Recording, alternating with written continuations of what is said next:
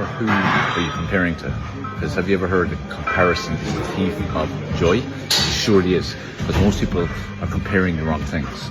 The only way to effectively compare, if you're going to compare you with you.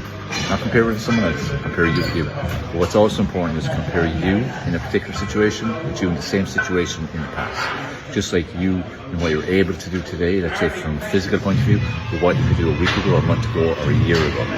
But where you are in your business or your job now versus a year ago. Where you are in your relationships now versus a year ago. Where you are in your financial health now versus a year ago.